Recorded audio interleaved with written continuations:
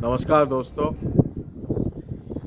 लाल किताब में उपायों को लेके मेरे पास बहुत सवाल भी आते हैं। बहुत लोग ये भी चाहते हैं कि वो कैसे उपाय करें, कैसे उपायों को समझें। तो ये अपने आप में बहुत बड़ा टॉपिक है और ये मैं इसके वीडियोस ज़रूर बनाऊंगा मैं आगे जाके। लेकिन इस शॉर्ट वीडियो में एफएक्यू वाला जो मेरा सेक्शन है ये लाल किताब का, तो मैं इसमें ये बताना चाहता हूँ कि लाल किताब के अंदर ऐसा नहीं है कि वो कोई अलग से बिल्कुल यूनिक ही उपाय है। उसमें बहुत तरह के उपाय हैं। लाल किताब में देवताओं की भी बात की गई है, वहाँ पे भैरू बाबा की बात की है, वहाँ गायत्री की बात की है, बहुत सारे देवताओं की वहाँ बात की गई है, वहाँ पे दान की भी बात की गई है, वहाँ पे सेवा की भी बात की गई है, वहाँ पे अच्छे व्यवहार की भी बात की गई है। इसके अलावा बहुत सारे सिचुएशनल उपाय भी बताए हैं कि अगर हम कोई सिचुएशन को क्रिएट करते हैं तो कोई ना कोई भाव जो है वो एक्टिव हो जाता है। उस भाव को एक्टिव करने के लिए कुछ सिचुएशंस के उपाय किए जाते हैं। तो इस तरह से उपाय ऐसे बहुत सारे वैरायटी ऑफ उपाय हैं लाल किताब के अंदर। तो आपको कैसे रिजल्ट चाहिए उसको देखते हुए उपाय किए जाते हैं। अब एक और इसमें जो बहुत ही इम्पॉर्टेंट बात लाल किताब में है वो राशि फल और ग्रह फल है। तो लाल किताब में ये बताया जाता है कि जो ग्रह फल है उसके उपाय नहीं होते और जो राशि फल है उसी के ही उपाय होते हैं। और ये कौन सा चीज़ ग्रह फल है, कौन सी चीज़ राशि फल है, इसकी जो कैलकुलेशन है ये कैलकुलेशन ही अपने आप में बहुत विस्तृत कैलकुलेशन है। इसमें बहुत सारे पॉइंट्स हैं और इसके लिए भी मैं 5-7 वीडियोस कभी बनाऊंगा कि ये कैसे कैसे ये राशि फल और ग्रह फल पे कैसे कैसे हमें देखना चाहिए। लेकिन ये बहुत ही विस्तृत और कॉम्प्लेक्स मतलब बहुत ही ज़्यादा कॉम्प्लेक्स है। अब मैं जो मोटी बात आप लोगों को जो बताना चाहता हूँ कि लाल किताब इस राशिफल और ग्रहफल के कंसेप्ट से ये बताना चाहती है कि जीवन में हर चीज़ का उपाय नहीं हो सकता, कुछ चीज़ें आपको फेस भी करनी पड़ेगी। एक तो ये बात होगी क्योंकि ग्रहफल का तो उपाय होगा ही नहीं, राशिफल का ही उपाय होगा। एक तो ये बात है। दूसरी बात जो मैं एक बहुत ही इम्पोर्टेंट कंसेप्ट जो कोई भी लाल किताब इसकी ओर जिसका ध्यान नहीं है वो मैं आप लोगों को बताना चाहता हूँ कि ग्रहफल और राशिफल का मतलब ये है। इसका एक और मतलब है, ग्रहफल का मतलब ये है कि जो प्लैनेट्स हैं, प्लैनेट्स का जो रिजल्ट्स है उसको आप ठीक नहीं कर सकते। जैसे प्लैनेट है, जैसे आपका बृहस्पति है, जो बृहस्पति एल्डर्स का कारक है लाल किताब में, तो जो आपके एल्डर्स हैं आप उन एल्डर्स को ठीक नहीं कर सकते। प्लैनेट जो है, जो जिसको रूह भी बोला है, जो एक व्यक्तित्व को इंडिकेट करता है, एक पर्सनालिटी को इंडिकेट करता है, आपके एक रिलेशन को इंडिकेट करता है, वो रिलेशनशिप को आप ठीक नहीं कर सकते, है ना। अगर आप बुध आपका मामा है या कोई बहन बुआ बेटी है ना, 6th हाउस में बुध है तो मामा से संबंध होता है। तो जो अलग अलग रिलेशनशिप है तो आप ग्रह फल यानी ग्रह फल को आप ठीक नहीं कर सकते, यानी ग्रहों को आप ठीक नहीं कर सकते। ये बात तो मोटे तौर पे बताई गई है। मैं इसको एक बहुत मोटे तौर पे आपको बता रहा हूँ, बारीकी में नहीं बता रहा हूँ, सिर्फ शब्द का ही ये मतलब आ जाता है। तो आप ऐसा नहीं है कि आपका मंगल खराब है तो अपने भाई को ठीक कर लेंगे, शनि खराब है तो अपने एल्डर ब्रदर को ठीक कर लेंगे। उनका जैसा स्वभाव है वैसा ही रहेगा, आपके प्रति जैसा स्वभाव है वैसा ही रहेगा। ठीक तो आपको ही होना पड़ेगा या आपको अपनी सिचुएशंस को ठीक करना पड़ेगा। ये मैं बात कहना चाहता हूँ क्योंकि यहाँ पे जो चीज़ ठीक हो सकती है वो राशिफल है। राशिफल क्या है? राशिफल बेसिकली जब जब लाल किताब कह ही रही है कि हम राशि की चर्चा ही नहीं कर रहे, हम राशि की बात ही नहीं कर रहे हैं, फिर ये राशिफल क्या है? तो राशि बेसिकली भाव फल है, यानी कि जो हाउस का जो इम्पैक्ट है, फर्स्ट हाउस आपके लाइफ में, भाई आप 12 सेकेंड हाउस का क्या रिजल्ट होगा। भाई मेरा ये कहने का मतलब है कि आपके जीवन में आपका जीवन को 12 खानों में डिवाइड कर दिया गया है। 12 तरह की आप लाइफ की सिचुएशंस में रहते हैं और हर एक सिचुएशन का अपना एक अनुभव आपको एक्सपीरियंस आप करते हैं। तो लगन का अपना एक्सपीरियंस है, सेकंड हाउस का अपना एक्सपीरियंस है, थर्ड हाउस का अपना एक्सपीरियंस है, फोर्थ हाउस का अपना एक्सपीरियंस है, फिफ्थ हाउस का अपना है। तो इस तरीके से आप हर हाउसेस का एक एक्सपीरियंस अपने लाइफ में ले रहे हैं। तो आप ग्रहों को तो चेंज नहीं कर सकते। जो लोग जहाँ पे आपके जो पड़ोसी है वो वहीं रहेंगे, आपके जो मित्र है वो वहीं रहेंगे, तो इनको चेंज करना बहुत कठिन है, ठीक है ना। ग्रह फल का उपाय नहीं होता है, ये लाल किताब में बोल रही है। और मैं सिर्फ इस शब्द का अर्थ बता रहा हूँ आपको। मैं कोई लाल किताब के पूरे टेक्निक की बात नहीं कर रहा, उसके लिए मैं आपको 8-10 वीडियो अलग से बना के कभी दूंगा कि ग्रह फल राशिफल कैसे देखे जाते हैं। लेकिन इस शब्द से ही हमें समझ में आ रहा है कि ग्रहों का कोई इलाज नहीं है। तो इलाज किसका है? राशिफल का है। तो राशि फल का मतलब भाव फल है। यहाँ इस बात को आप समझ लें।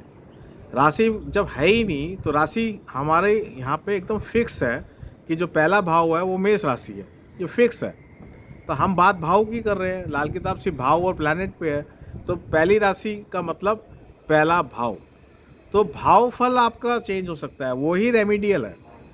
यानी कि हम अपने जीवन में सिचुएशंस को चेंज कर सकते हैं। सूर्य अगर पहले भाव में है तो आप ज़्यादा कॉन्फिडेंट वाले व्यक्ति हो सकते हैं, तो शनि अगर पहले भाव में है तो आप ज़्यादा शारीरिक क्षमता लेके पैदा हो सकते हैं, राइट। तो ये दोनों का जो चेंज है कि शनि उच्च का है पहले भाव में और सैटर्न नीच का है पहले भाव में।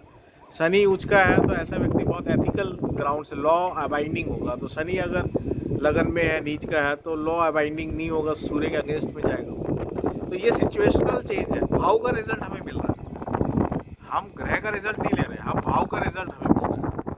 तो हम भाव को चेंज कर सकते हैं कि भैया तेरा शनि लगन में है तो तू शनि लगन का रिजल्ट मत ले, क्या लेना है, सूर्य लगन का रिजल्ट ले ले, यानी अपने आप में चेंज लिया।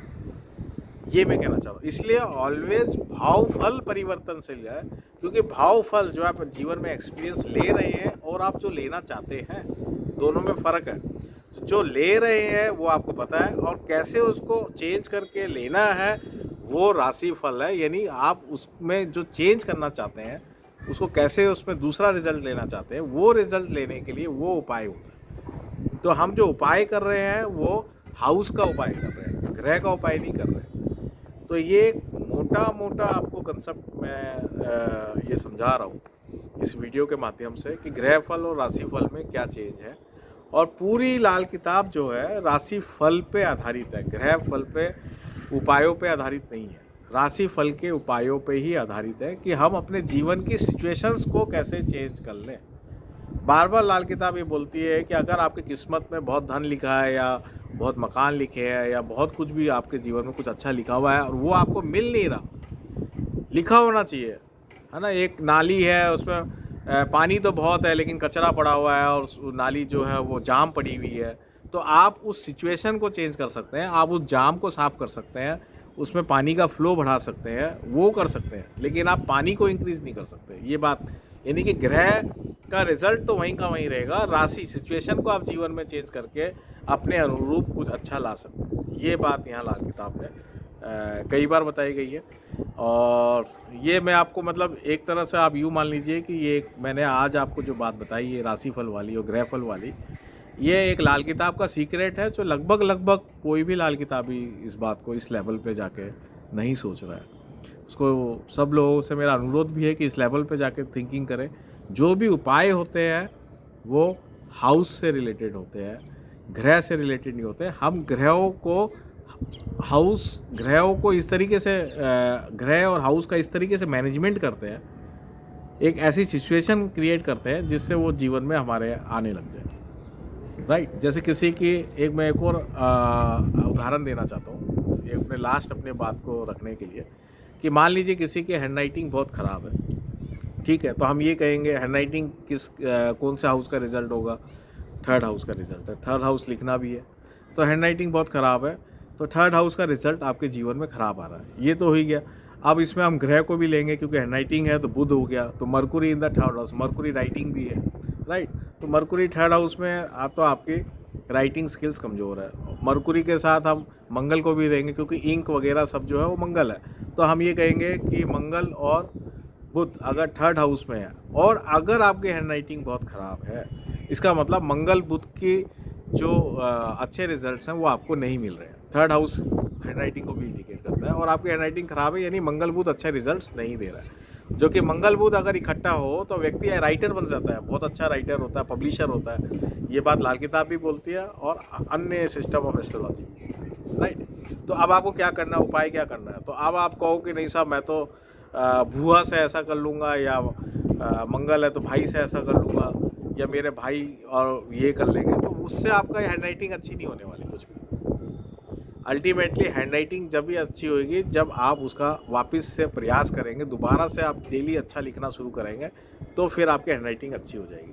तो लाल किताब ये कह रहा है कि ग्रह फल का उपाय बड़ा मुश्किल है। मंगल का आप इंडिविजुअल उपाय करें, मंगल का बुध का इंडिविजुअल उपाय करें या दोनों का इकट्ठा करके कोई भी उपाय करें तो वो बड़ा मुश्किल है। लेकिन मंगल बुध थर्ड हाउस की एक सिचुएशन आप बना लें, उस सिचुएशन के अनुसार आप कोई उपाय करें। यानी आप एक बृहस्पति को ढूंढ लें, बृहस्पति को आप 9th हाउस में बिठा लें। तो बृहस्पति को 9th हाउस में कैसे बिठाएंगे कि आप एक टीचर के पास गए और उनसे जाकर अनुरोध किया, रिक्वेस्ट की या फीस दी, कुछ भी कोचिंग लिया आप जाके कि साहब मेरा हैंडराइटिंग ठीक कर दीजिए, तो वो कोच आपको हैंडराइटिंग ठीक करने के लिए एक प्रोसीजर बताएगा, मेथड बताएगा और आपसे प्रैक्टिस कराएगा। तो बृहस्पति कहाँ आ गया? 9th हाउस में। ये है तरीका कि आपने बृहस्पति को 9th हाउस में बिठा लिया तो वो मंगल और बुध की जो 3rd हाउस का जो एस्पेक्ट खराब हो रहा था वो अच्छा हो गया। 3rd हाउस जो है इम्प्रूव हो गया। अब मंगल और बुध भी अच्छा रिजल्ट देने लग जाएंगे। आपने हैंडराइटिंग अच्छी कर ली तो आप राइटर भी बन जाएंगे, आप पब्लिशर भी बन जाएंगे। तो इस तरीके से हमने एक उपाय किया। ये मैंने आपको एक बहुत प्रैक्टिकल और सिंपल उदाहरण देके बताया है कि लाल किताब में सिचुएशनल उपाय करके अपने जीवन में कैसे परिवर्तन किया जा सकता है। ये इसके लिए ये लाल किताब जानी जाती है। अन्य उपाय तो बहुत सारे हैं ही कि हम ये दान कर दें और मंत्र जाप कर लें, ये कर लें, वो सब तो है ही। और वो बातें भी लाल किताब उस बातों को भी फॉलो करती है। तो मैं उम्मीद करता हूँ कि मेरी कुछ बात आपको समझ में आई होगी उपायों के बारे में। तो अब मैं आज का ये वीडियो यहीं पर ही समाप्त करता हूँ। धन्यवाद दोस्तों।